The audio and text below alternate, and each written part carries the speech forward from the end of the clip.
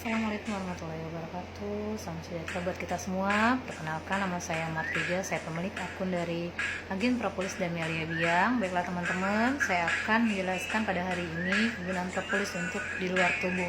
Namun sebelum itu, silakan teman-teman berteman dengan saya dengan klik tanda plus. Ya, silakan klik tanda hati jika teman-teman sukai video ini. Silakan teman-teman komentar. Yuk komentar, sharing-sharing tentang propolis. Jika teman-teman memang punya penyakit, boleh silakan tanya-tanya di kolom komentar.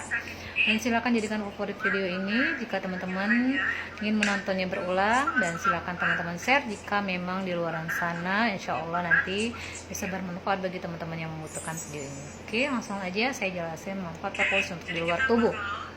Nah teman-teman, saya sudah menjelaskan di video saya sebelumnya bahwasanya propolis ini sebagai antivirus bakteri dan jamur gitu ya. Nah, salah satu penyebab penyakit yang disebabkan oleh jamur yaitu ketumbi. Jadi propolis ini bisa digunakan untuk ketumbi. Bagaimana caranya? Bisa teman-teman gunakan sampo yang teman-teman miliki, mereknya apa aja boleh. Jadi dicampurkan sampo itu dengan propolis ini 10 tetes. 10 tetes propolis campurkan dengan sampo merek apa aja yang teman-teman punya di rumah, yang teman-teman pakai ya. Teteskan 10 tetes, kemudian teman-teman aduk sampo tadi, aduk dulu nih di telapak tangan. Nah, lalu kemudian teman-teman jadikan keramas. Teman-teman kerimbatkan di rambut teman-teman ya, sampai ke kulit kepala. Nah, jangan langsung dibilas teman-teman. Nah, diamkan dulu sekitar berapa? 15 menit. Biarkan propolis bekerja mengatasi jamur yang ada di kulit kepala teman-teman ya. Nah, jadi kalau teman-teman biarkan selama 15 menit, lama dikit nggak apa-apa deh di kamar mandi ya, nggak apa-apa. Yang penting jamur yang ada di kulit kepala beres gitu ya. Nah, jadi sambil dipijit-pijit gitu ya, sambil dipijit-pijit kulit kepalanya gitu, sambil dipijit-pijit. Nah, kerimbat sendiri di rumah gitu ya. Nah, baru setelah 15 menit kemudian teman-teman bilas ya, teman-teman baru bilas pakai air ya.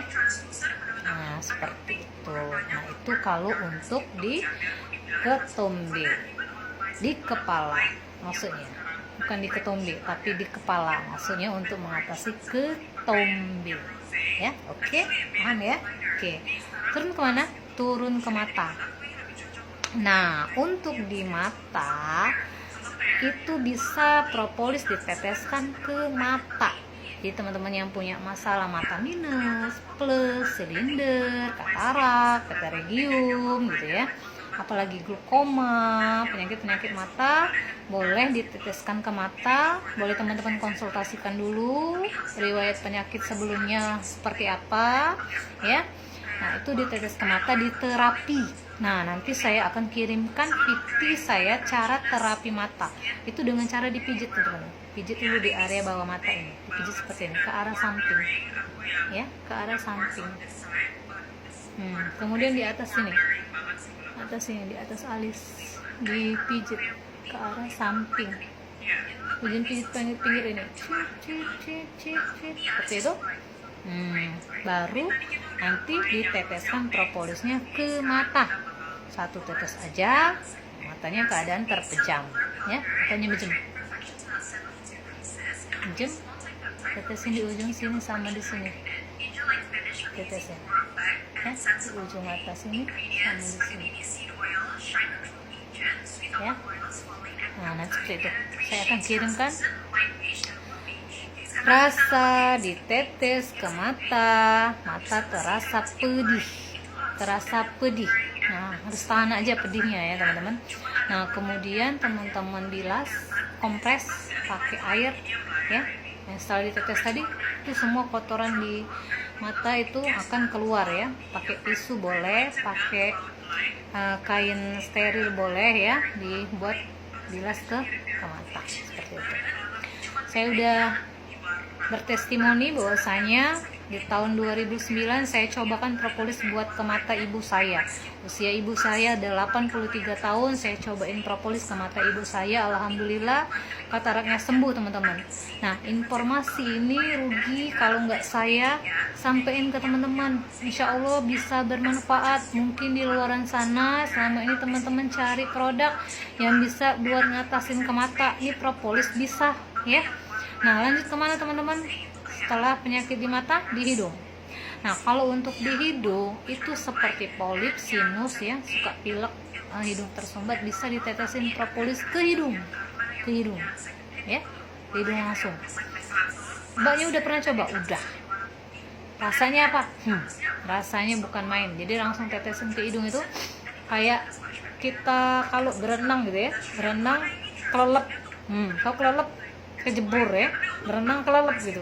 Jadi rasa masuk ke hidung itu sampai ke kepala teman-teman, tapi enak, lega gitu ya. Tuh dites berapa tetes mbak? 1 tetes. Itu namanya gurah hidung. Nah, jadi tadi gurah mata, gurah hidung. Kemana lagi kak? Ke telinga.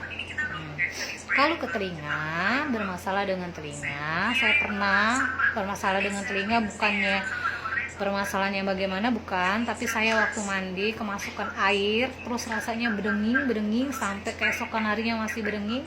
Saya penasaran dengan manfaat propolis ini bisa untuk ke hidung, saya cobain. Tetesin ke telinga 1 tetes. Alhamdulillah setelah itu langsung tidak nyampe 5 menit rasa bedenging yang kemasukan air itu udah hilang gitu ya, seperti itu.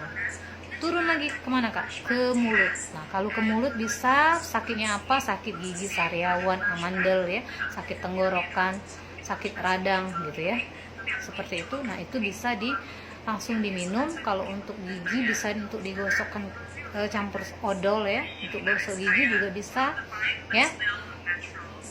Tuh, kalau ke mulut. Turun lagi kemana? Ke perut. Kalau ke perut buat apa? Sakit perut. Nah, digosokkan propolis ke perut.